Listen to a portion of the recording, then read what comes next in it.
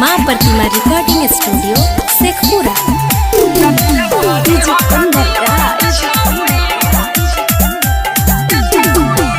Mix by Shailendra बाबू। आगे मिलेला छौड़ा बोलै तो तब नाई जी होगे। अच्छा मिलेला छौड़ा बोलै तो तब नाई जी होगे। दिलवा हदी हो तदी होगे छौड़ी नाई जी होगे। दिलवा हदी हो तदी होगे छौड़ी नाई जी होगे। लाई के जब तोरा दे तो कुछ नाई ली होगे। अच्छा लाई के जब तोरा दे तो कुछ नाई ली होगे। दिलवा हदी हो तदी होगे छौड़ी नाई दी होगे। दिलवा हदी हो तदी होगे छौड़ी नाई दी होगे। सुन गे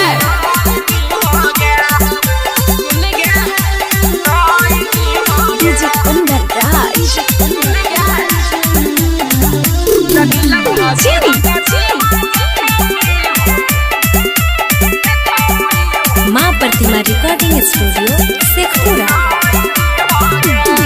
कोई प्यार न कर है सब ओकरे पे मारा है। पूरा कर ले तो इच्छा के तोर छोड़ दे तो पीछा के। नहीं कोई प्यार न कर है सब ओकरे पे मारा है। पूरा कर ले तो इच्छा के तोर छोड़ दे तो पीछा के। प्यार से जब पिलै तो कुछ नाई पी होगे। प्यार से जब पिलै तो कुछ नाई पी होगे।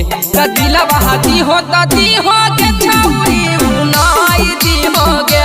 दिलवा हदी हो तदी होगे छौड़ी नाई दी होगे।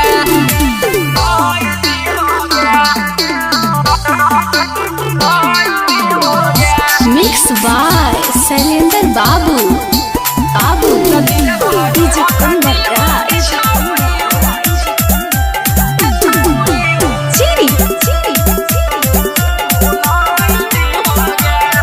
मजा महर के छोड़ देता तोर खेतवा भी कर देता।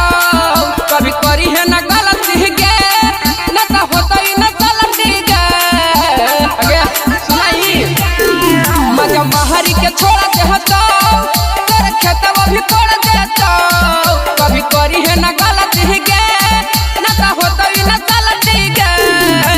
राइटर यमन खले सवस कुछ सीखली होगे। राइटर यमन खले सवस कुछ सीखली होगे। दिलवा हदी हो तदी होगे छौड़ी नाई दी होगे। दिलवा हदी